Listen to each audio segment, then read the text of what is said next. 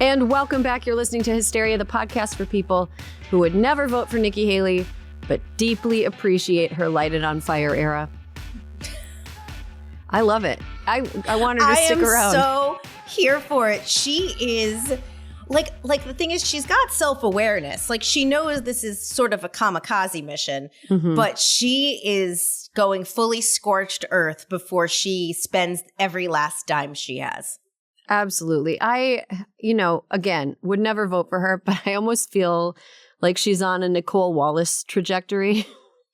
like, Nicole Wallace worked for George W. Bush, somebody who I had absolutely nothing in common with politically and still have very little in common with politically, but has become this person who everyone's like, yeah, Nicole Wallace. Anyway, so yeah, Nikki Haley, you've got a show on MSNBC in your future. And maybe a nice movie. We'll see. I really appreciate the fact that she's like, I'm not afraid of this guy. I don't care. And then the Trump team is like, she's going to come around. And I truly don't think she's going to come around. No, I think this is it. Yeah, I did have, we've talked about it on this show, the Veep stakes, which is a portmanteau I hate. But we talked a little bit about Donald Trump and who he might choose to be his vice president and versus who he might lead to believe could be his vice president. And yeah, good point. He'll convince them that they might be a pick for him.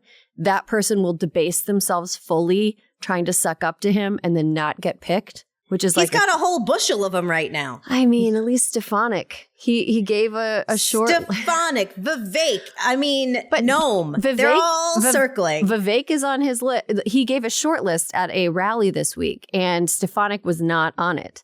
And have we not been saying from the beginning she's not working hard enough? It's not that she's not working hard enough. It's that Donald Trump doesn't have any use for women who don't look like they should be contestants in a Miss Universe pageant. Good point. And that's the reason that he misses out on so much female potential. Not that Elise Stefanik is someone I'm dying to see on the vice presidential ticket. I just think she's a lot smarter than some of the other people that are on that list. And Donald Trump is a misogynist. And, whatever. You play stupid games, win stupid prizes, Elise. Okay. This is a story. The more I read about it, the more I'm angry, but also confused. Right? Yes. Okay. So... in the words of 30 Rock's Dr. Leo Spaceman, medicine is whatever you want it to be.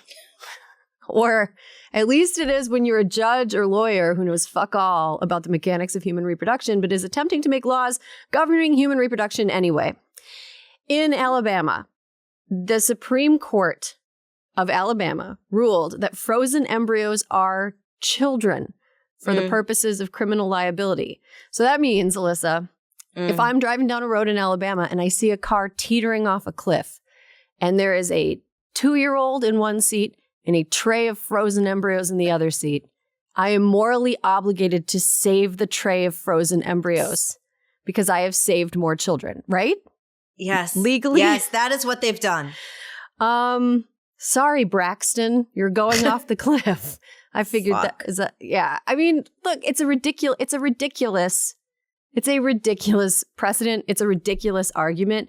I'm going to read a little quick and dirty write-up of the case from the Washington Post because it sounds silly as I'm explaining it, and I'm only making it slightly sillier than it actually is. The Post writes, the Alabama case focused on whether a patient who mistakenly dropped and destroyed other couples' frozen embryos could be held liable in a wrongful death lawsuit.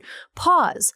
Why was another patient of an IVF clinic literally thought it was a typo in the back carrying around trays of other people's why are the patients back there? It makes no sense. This is crazy. Did this happen? Is this another web homophobic webmaster situation who's hypothetically an imaginary gay person might ask me to design a wedding website for them and the Supreme Court was like, yes, hypothetically you've been hypothetically harmed and therefore we're going to make a ruling based around that. This doesn't sound like a real thing that happened. This actually sounds to me, Erin, like if you were a lawyer, you'd talk to the patient, you'd be like, should we actually bring this lawsuit? Because now we have to cop to the fact that there was a patient where they shouldn't be. There was a patient amidst the embryos. What? It's seems like a lot of things were overlooked in an effort to bring this case forward. Or, I mean, I don't know. This just, it doesn't, this is like not connecting like many of the plot elements of True Detective season 4 for me. You had thoughts on that. Yeah, I'm going to let it go, and I'm going to move forward into my life from a place of peace, because I've already got enough on my mind. But okay, so going back to the Washington Post write-up, the court ruled that the patient could be held liable. So the patient that dropped the tray of frozen embryos, who was for some reason back in the IKEA display area of the embryo clinic, the court wrote that it had long held that, quote, unborn children are children, and that was also true for frozen embryos, affording the fertilized eggs the same protection as babies under the Wrongful Death of a Minor Act. It applies to all children born and unborn without limitation, the court wrote. It is not the role of the court to craft a new limitation based on our own view of what is or is not wise public policy. That is especially true, whereas here the people of this state have adopted a constitutional amendment directly aimed at stopping courts from excluding unborn life from legal protection. Fucking Alabama. Fucking Alabama, man. Like, oh my God. But it gets a little wilder, doesn't it? Yes, it gets a little wilder. In a concurring opinion that echoed that view but drew criticism, Alabama Supreme Court Chief Justice Tom Parker quoted the Bible as he examined the, quote, sanctity of unborn life. Nothing creepier than a pro-life old man holding that. Or quoting the Bible in court. In a court ruling. Medicine is not what you want it to be, Chief Justice Tom Parker, you fucking creep. He wrote, human life cannot be wrongfully destroyed without incurring the wrath of holy God, who views the destruction of his image as an affront to himself. Okay, first of all, God is not a man. The idea of Christian God is just taking the whole concept of woman, rewriting it, making it slightly shittier and make less sense, and being like, no, it was a dude. No. Even before birth, all human beings bear the image of God, and their lives cannot be destroyed without effacing his glory. Dude. Have you heard of miscarriage? Have you heard of the fact that about up to half of fertilized eggs are discarded by the female body? Just because she takes a look, you know, the little uterus takes a look and is like, this is never going to become a baby. Discards it. Spontaneous abortion, miscarriage. A third to half of all IVF fertilized eggs, embryos, are non-viable and will never be viable. No amount of science, magic, abracadabra, gobbledygook that you write in a goddamn court ruling can undo that fact. But do you think, Erin, that Judge Justice Tom Parker is who we should bring gun control legislation in front of? No. I'm just saying, if lives cannot be destroyed without effacing his glory, riddle me that. Yeah, death penalty. What's going on, guys? Come on. Where are we at? What's for going everybody on? involved? Everybody involved. Gun manufacturers, everybody. And so these couples, these three couples who, again, the weirdest story of all time, somehow had another patient at the clinic drop their embryos and destroy them. These three couples that are suing over the destruction of their embryos could have actually endangered access to IVF for definitely everybody in the state of Alabama, and possibly people in the rest of the country. We've kind of sort of touched on IVF here, but I think that a lot of people who are making laws and proclamations around IVF don't really understand like how it works. You think? You think people are swimming in the deep end without a flotation device, Erin? I feel like I wish that there was some kind of giant audacity vacuum where I could suck up all the excess audacity from people who don't know what they're talking about trying to make laws around human reproduction. IVF is a really awful process. I haven't gone through it personally, but I know so many people who have. Me too. It is physically demanding. It is emotionally taxing. It is expensive. It's expensive. And in a lot of cases, it's heartbreaking because IVF gives you the advantage over like I'm going to, in quotes, natural conception, because it gives you the chance to pre-screen embryos for genetic abnormalities before they're implanted into the uterus, and thus theoretically increase the chance that the embryo will be like viable, will turn into a viable child. But the problem with that is that in order for the pregnancy to hold, a lot of times the pregnant person needs to have a bunch of shots, be in a bunch of hormones, and sometimes it just doesn't work. So its failure rate is, when I first read about the failure rate of IVF, I was kind of astonished because of how expensive it is. You're basically buying a chance. You're buying a chance to have a child. And the fact that there is a new wave of anti-abortion laws that are targeting parents that just want to have a chance is like, well, it's so cruel. Well, because Erin, as we've talked about, this turns everything. It's like America can't have nice things, right? We find a way through science to help people who want to have kids be able to have kids. And now, in theory, I have not been through it, but you and I have talked about it. If you go through and you take your eggs to be frozen, you want to get as many as you can. When you fertilize, as we've talked about, they survive better if they have been fertilized. So if they're embryos versus frozen eggs. Exactly. And so the best outcome is that you have a lot of eggs and you can fertilize them and you have a lot of frozen embryos. In this instance, with this law, that is not a good thing because in theory, what happens then if you choose to implant 2 embryos, hoping for 1 or 2 babies? Well, the rest of them, what do you do with? Do you have to, under this new law, do you have to adopt them? Do you have to pay to store them? It's expensive. Do you have to pay to store them forever? If there's a failure of power or something, you assume that these places have loads of backup generators. And the embryos get destroyed. What is that? Like, who's responsible? Who gets charged under this law? This is some dangerous whack-ass shit. It's dangerous whack-ass shit. And I think let's go a little further and think about who uses IVF and why anti-choice anti-abortion zealots would be so comfortable targeting it. People who use IVF tend to be the LGBTQ community, first of all. If there are 2 women who want to have a child together, there's, that's one way to, single moms by choice, people who want to go about being moms on their own without a man, older moms, people who put off parenthood for one reason or another. And Alyssa, this one I don't think they're doing on purpose, but cancer patients. Cancer patients. Can you imagine? In the state of California, if you have cancer, your insurance is actually required to cover the cost of IVF before you start, which is an incredible benefit. But that's the thing. That's a thing that a lot of cancer patients, before they start treatment, will have as many eggs harvested as possible, and then if they're married or partnered, they'll have them fertilized before they're frozen, so that they have a better chance of one day becoming a parent. I know 2 women for whom that was the case. I do too. I know 2 women who had to have eggs retrieved, embryos frozen, and both of them are now mothers because of IVF. Yep, mine too. So this is who those laws target. I mean, it's pretty obvious that these people don't want women to wait to have kids. They don't want they don't want us to have lives before we have children.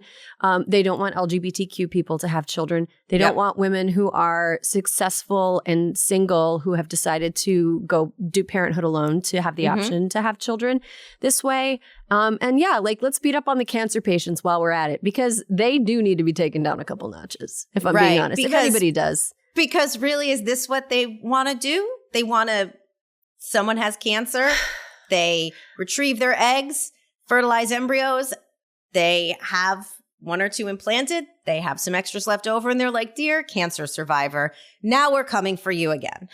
It's that is pathological. I thought you fuckers were worried about the birth rate.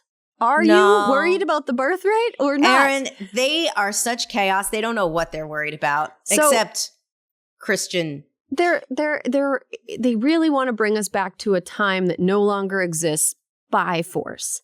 And it is, and IVF isn't something that's accessible to a lot of people. I think that's important to acknowledge. But of course, it is still something that is becoming more accessible as more insurance companies cover it, and as more workplaces and there's more programs to access IVF.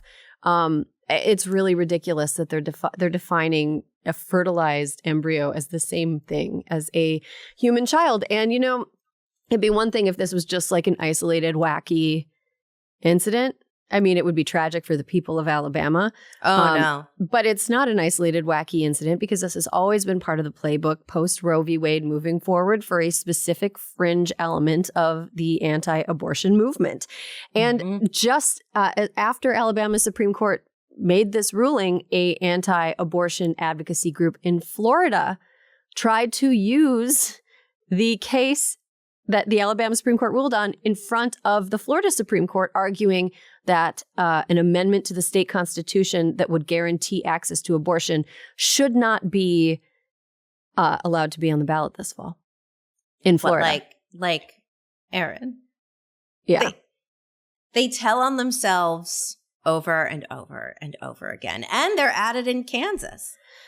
They are at it in Kansas. There's a new bill in Kansas that's kind of been flying under the radar that wants to allow pregnant people to start accessing child support immediately after conception, therefore putting fetal personhood into state law. Okay. Right. Sneaky as fuck. Yeah. And, they tried something like this in Wisconsin. And Alyssa, the night of and the days after Ohio's issue 1 passed, there were a lot of conservative pundits who were like, we got to do something. We got to do something to come out in favor of parents. And their dumbass suggestion was that they offer child support payments to pregnant people. Never once have they been like, you know what? Why don't we offer like extra childcare subsidies? Why don't we offer paid parental leave? Why don't we? No, what they want to do is redefine fetuses, blastocysts, embryos as children for the purposes of obtaining child support. And which I support pregnant people being given child support, but not because those are children, but because they have additional medical needs. Correct. And this is just their jiggery pokery to be like, see, people like it. At first blush, if you're not reading the fine print, it sounds humane, right? That you can access extra benefits when you're pregnant. Right. But that's not what they're doing. Right. They should make it about the condition of the mother, not the status of whether or not the fetus is a human or not. Like, that's stupid. Right. And we see what you're doing, and don't fucking gaslight us. We know what you're doing. You're not helping anybody.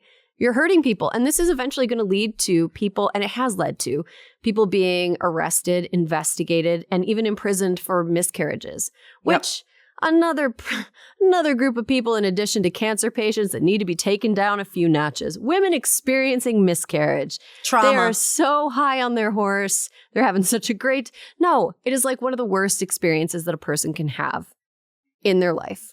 Even if it's not a pregnancy that you even knew about, experiencing miscarriage is horrible.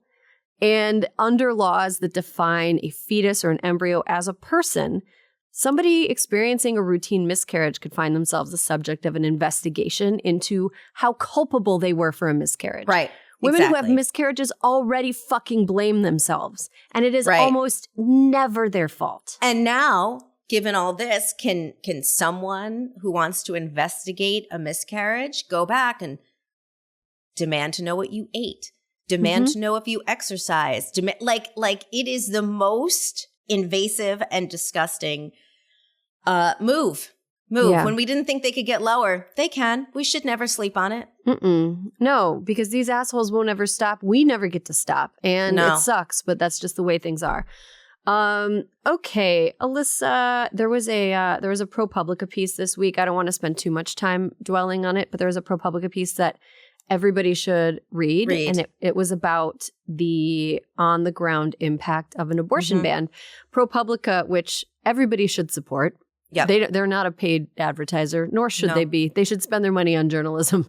ProPublica, keep doing what you're doing.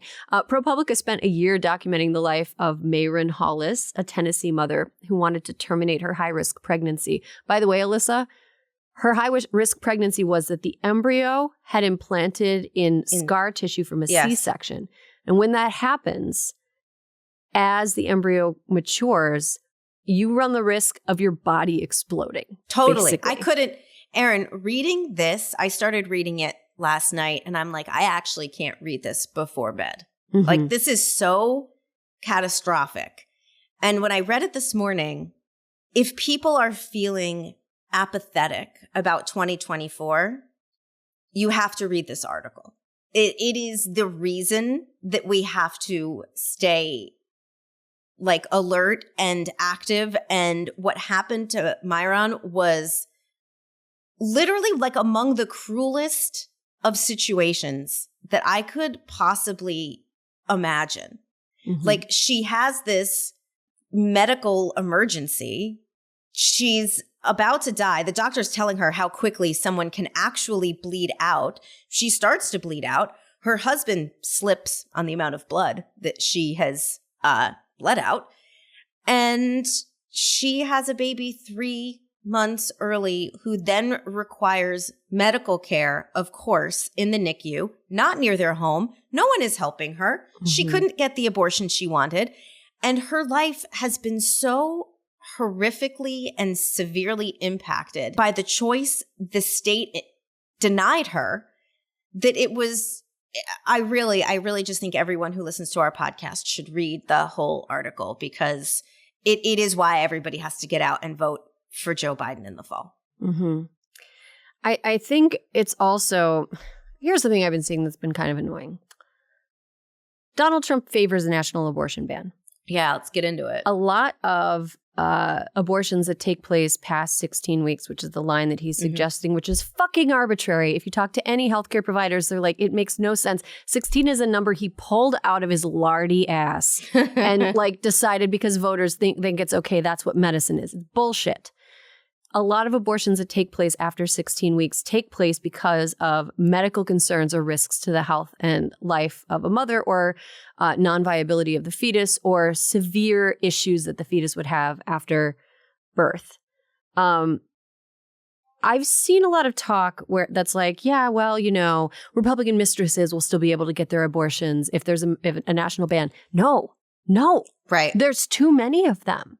That's the thing. There's billionaire mistresses will be able to get abortions. People who can fly down to Mexico for a weekend who are not in any kind of state of medical distress. Because in a lot of cases, if you're like after 16 weeks and need an abortion, you're not going to be able to like hop on a plane and go somewhere where it's legal. You are not going to be able to access abortion care if there is a national ban. Unless you are literally a billionaire's mistress. I hate the discourse that's like, yeah, well, rich people are still going to get them. No, they're not. Rich people in Texas aren't getting them. Like, no. You're not actually. And maybe a few very lucky people who are able and willing to take huge risks will be able to get them. But we can't count on that. Your privilege won't protect you. Your blue state residency won't protect you. If your wealth won't protect you. Unless it's like exceptional. But even then, your wealth can't prevent you from having a medical emergency that makes it impossible for you to travel to a place where you can safely access abortion care. Doctors are not going to risk 99 years imprisonment and 6-figure fines and a loss of their medical license to help a rich person. Like, there is no way that you can make it worth their while. There is no way. Right. And this is coming for you.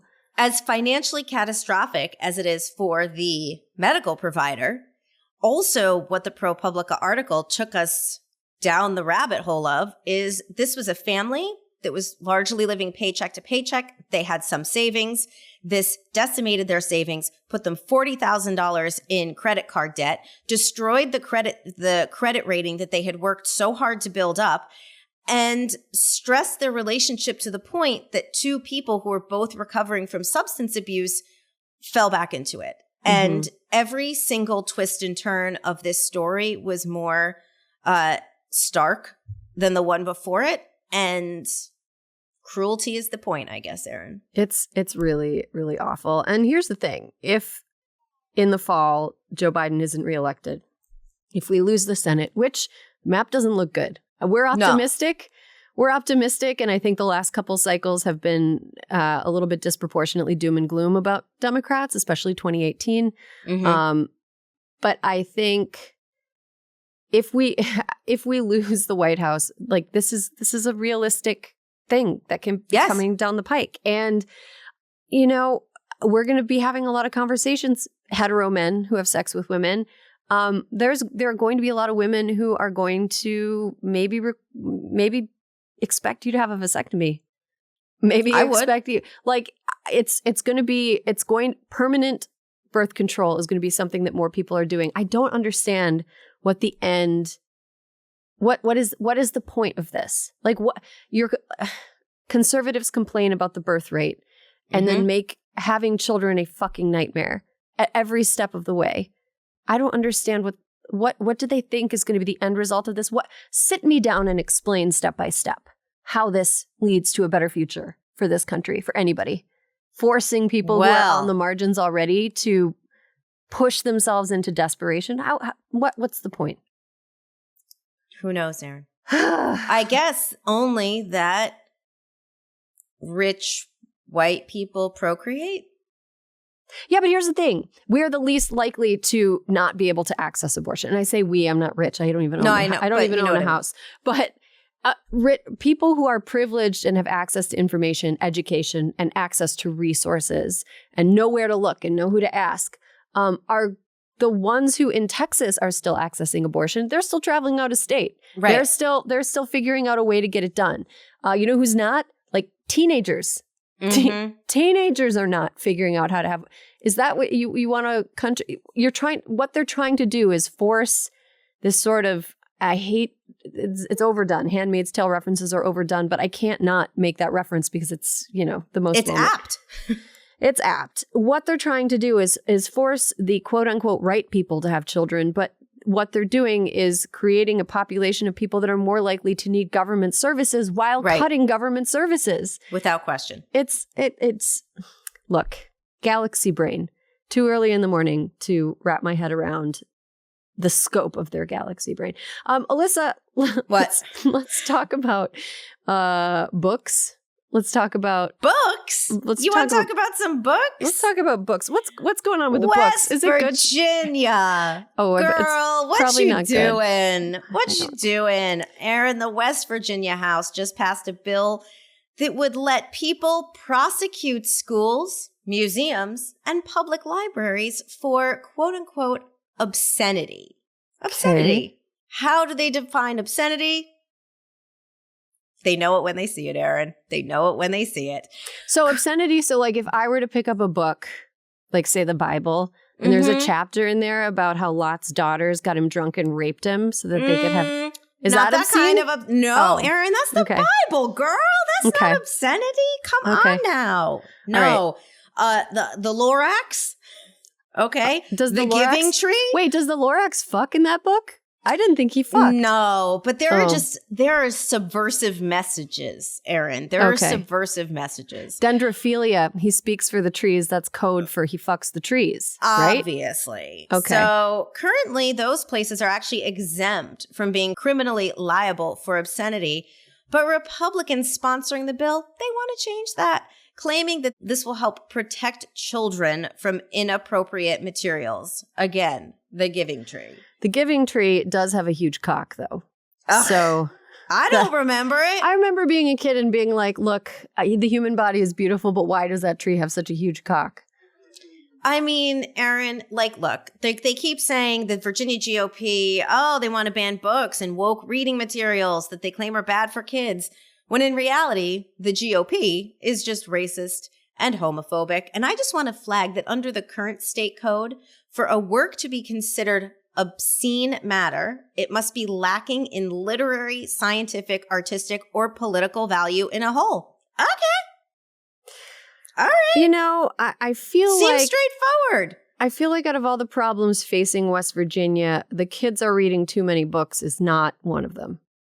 I am going to agree with you on that one. And I think that, Erin, this is just a matter of them wanting to add as much ambiguity, let's call it the equivalent of the abortion and, for the life of the mother, or in a case of rape, which we all know is a fake exception. Yeah. They just want to add more ambiguity, making it way easier to scare the shit out of librarians and teachers and make them so incredibly risk averse that they're nervous saying 1 + 1 = 2. That's what they're trying to do here. That's it. They've got a limited time. Here's the thing. I think Christian nationalists in this country have a limited time before too many of their voters die for them to ever have power again. They're already a minority. They're already using every dirty trick in the book to cling to the power that they have gotten in a dirty way. And there's a finite amount of time where as their most ardent voters age and die off, there's no future for them. The only way for them to have a future is for them to really, go for the brass ring right now. And I think that's what we're seeing. We're seeing them attempt to make it, enshrined it in constitutions that embryos are children.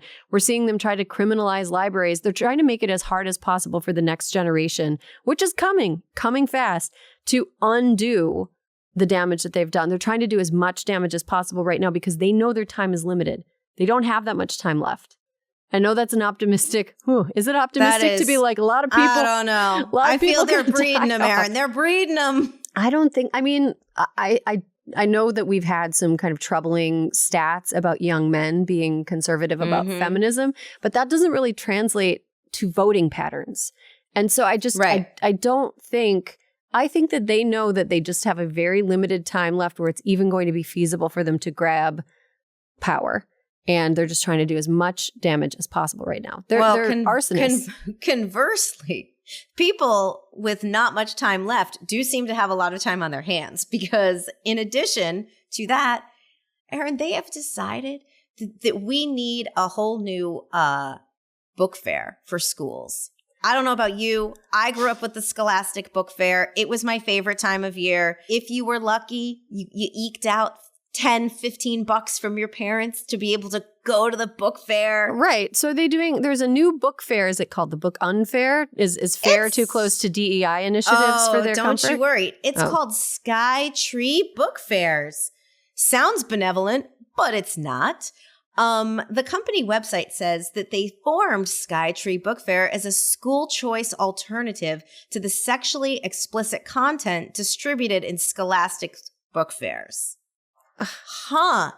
Erin, it feels a bit like a money-making opportunity piggybacking on laws like the one they're trying to pass in West Virginia, where they're like, we're going to scare the shit out of school librarians and teachers about talking about anything that we could frame as dodgy or sexually explicit or woke or whatever it is they want to do. But now we're going to go make some dollar bills and have our own book fair that sells the Bible. That is, I'm sorry. That's very stupid. A conservative book. I don't understand. I don't know. Are they going to have like an alt? Remember Goosebumps books? I think maybe they were like. They were young for me, but I remember when they came out. They're going to have alt Goosebumps books that are supposed to be scary, but in a conservative way. And every single book is about a gay person being nice to them. Imagine what Skytree Books would do to Nancy Drew. That feminist bra burner. Nancy Drew hears a swear. Oh no. Nancy Drew walks past a satanic monument in the Iowa State Capitol. What would they do when Ramona Quimby was going through her tomboy phase? I don't know. But do you remember how people freaked out about the film Turning Red because it alluded to the existence of periods? Yikes. Periods. These people, something that happens. These people are the most terrified babies imaginable. But here's the good news. Kids don't think school is cool at all anymore. Yeah, no. So I don't think that they're going to be like, oh, the school doesn't think Scholastic book fairs are cool, so I guess I better listen to them because I always follow the... I mean, if you and I were both in middle school, wouldn't we just Google the list of banned books and order them from Amazon and then be the renegades by our lockers being like, listen. I would have started a club. Read the Lorax. I would have drawn like one letter for each of the, I would have come up with a name of the club, the Bad Readers Club or something, and then I would have made a sign for it with 1 page of spiral notebook paper per letter, and I would have stuck it to the side of the school, and we would have met during recess, and we probably would have gotten in trouble. We probably would have gotten in trouble, and I would have cried because I never got in trouble. I never got in trouble, a little bit of trouble, but honestly, you and I would have been such trouble together in high school. We would have been starting starting like intellectual positivity clubs, and it would have been stupid. It'd been like if Lisa Simpson was multiplied by 2 and formed a street gang. That would have been us. But we would have thrived. We would have absolutely thrived. Okay, we have to take a quick break. When we come back, an interview with Congresswoman Judy Chu. And welcome back. You're listening to Hysteria, the podcast for people who just know that the year of the dragon is going to be their year. What year were you born in, Alyssa? 76, Year of the Dragon, baby. Oh. I'm ready for it. Ready for it. I was year of the pig. You know, I tried looking it up online. I was like, what years were we? But I couldn't tell. You were on the cusp. Yeah, I'm pig. You're the pig. Generosity. Generosity and perhaps too much generosity. There is no one less Year of the Dragon than me. I don't know. I think you've got your own power. Okay. Our guest today is a congresswoman from Southern California, representing the district that covers Pasadena and the San Gabriel Valley. I could actually probably throw a frisbee from my house and hit her district. I am so close to her district, so close. When she was elected to the position in 2009, she became the first Chinese American woman in Congress. Congresswoman Judy Chu, welcome to Hysteria. Oh, thank you for having me.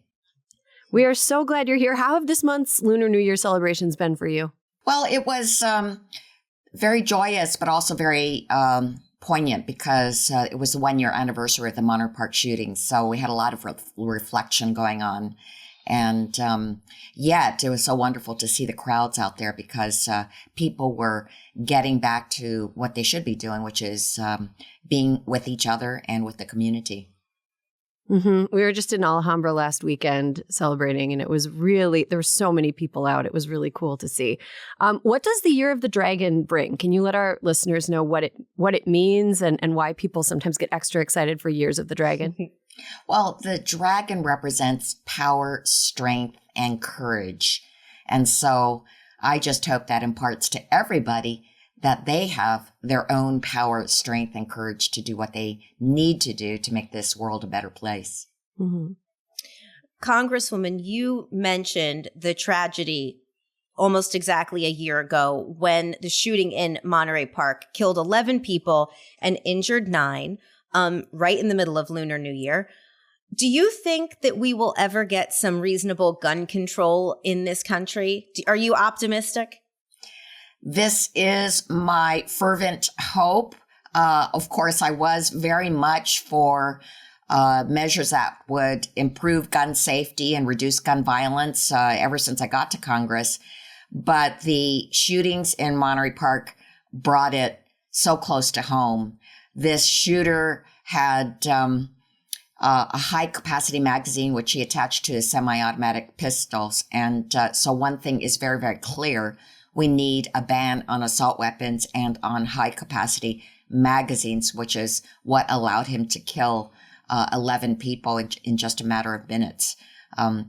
But we have that plus so many other common sense things that should be done. For instance, truly universal background checks where we close the loopholes.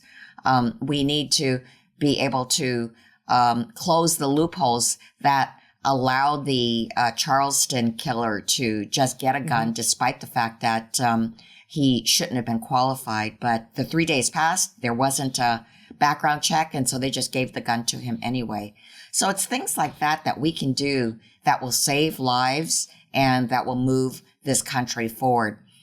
We clearly won't be able to get something passed during this time period when the House is controlled by Republicans. They are so much against any kind of gun safety measure. And in fact, they actually want to expand it.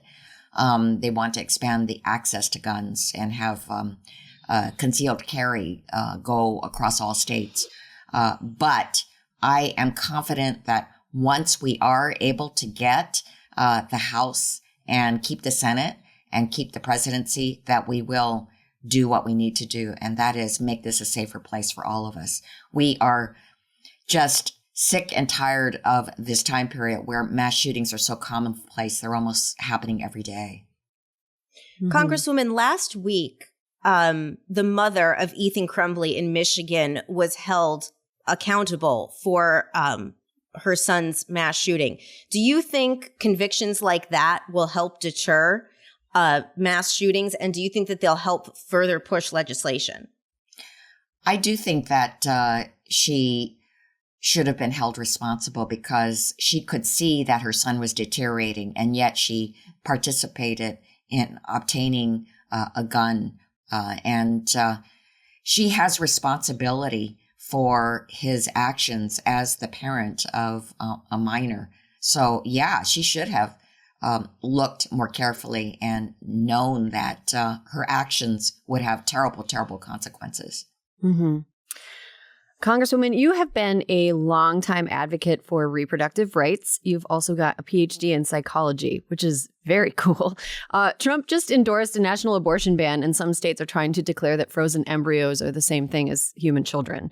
Can you make sense of why the far right is so bent on taking away bodily autonomy? Like, overturning Roe wasn't enough. Where are they going to stop? So they are catering to their base. There is a minority in this country that is against women making decisions over their own bodies. They would like to take us back to the Stone Age when your body was not your own. And in fact, your body is just a vessel for carrying babies. But actually, the majority of Americans are for reproductive freedom. And that includes Republicans and independents. All we have to do is to look at the states where abortion bans were blocked or where abortion rights were upheld. And these are really conservative states. In fact, I look at Kansas, I look at Ohio, but particularly I look at Kentucky, which is one of the top 10 reddest states in the nation. And yet they were able to block this abortion ban. So the Republicans speak to their base, but we always must remember that that base is very small, loud, but small, and that the majority of Americans want to make sure that women have the ability to make decisions over the future of their bodies. Yeah, the base is small, but a lot of them seem to be federal judges, don't they? You've been working on the Women's Health Protection Act for over a decade, which is now seen as a comprehensive response to the overturn of Roe v. Wade. How would this legislation safeguard reproductive rights, and what needs to happen in order for it to pass? So the Women's Health Protection Act is something that I've introduced since 2013. And it was because we could see the day where this would happen. We also saw that states were chipping away at Roe versus Wade by passing laws that would erode the ability for a woman to make those choices over her own body. And they were dictating the width of clinic doors and saying that doctors had to have admitting privileges at certain hospitals when it was not necessary. So the Women's Health Protection Act would restore Roe versus Wade as the law of the land. And it would prevent states from chipping away at that freedom by saying that states could not do such things, pass such laws to take away that freedom. And I must tell you, this is the most supported abortion bill in the history of Congress. When we were in control of the House, we did have votes on it, and it passed overwhelmingly with Democratic votes. It passed out of the House twice, and in fact is the most supported pro-abortion bill in the history of Congress. So all we need to do is keep the Senate and keep the White House and flip the House, and then we got it. That is right. Well, there is another thing we need to do, which is to take away the filibuster, at least for this. Actually, the majority of senators are for the Women's Health Protection Act. But the problem is this filibuster, which requires 60 votes. So a supermajority controls the Senate. That means that a minority has outsized power to stop anything. So I believe that it's time for the filibuster to go. That's what stopped it the last time. We have to remove it for this vote in order to get it passed. Congresswoman, we love the work you've been doing to help the 48 million family caregivers in this country, especially with the Connecting Caregivers to Medicare Act. Could you tell us more about how the legislation would help caregivers? And is it true that it is bipartisan and bicameral? This bill addresses such a common sense issue that no wonder it is bicameral and also bipartisan.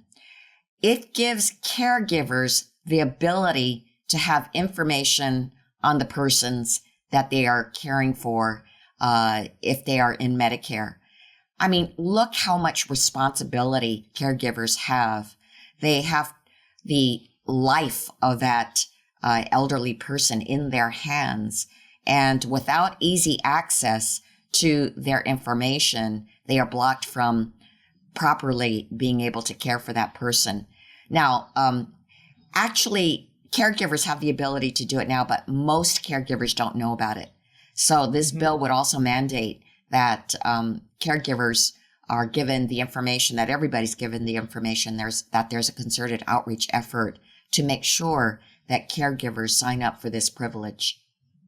And finally, let's go back to your local work. How is the San Gabriel Valley doing these days? And are there any spots in SGV or Pasadena that you suggest LA-based folks check out? Well, one thing I'm very, very excited about is the San Gabriel Mountains. And, it was in 2014 when I was able to get President Obama to declare the San Gabriel Mountains a national monument. It was a tremendous step forward because the San Gabriel Mountains are so beautiful and people go up there to hike, to fish, to camp, to have picnics, and to just experience fresh air. But the San Gabriel Mountains were in bad need of resources. And so that's why we got President Obama to declare it a national monument. So that was great. However, it turns out that he declared 3/4 of it a monument. So 300,000 acres were declared the monument, but the western region of the mountains was not. And so now we have a campaign to get President Biden to declare the remaining 100,000 acres a national monument. And we believe that'll be a big boost to getting the resources that those mountains need. So clearly that is something that I would recommend people go check out, the San Gabriel Mountains. There are so many beautiful things to see up there. Mm-hmm. They're absolutely gorgeous. If you're in LA, you can skip the Walk of Fame, head to the mountains. I think they're much better anyway. Congresswoman Judy Chu, thank you so much for joining us. This was a lot of fun, and Happy New Year. Thank you so much.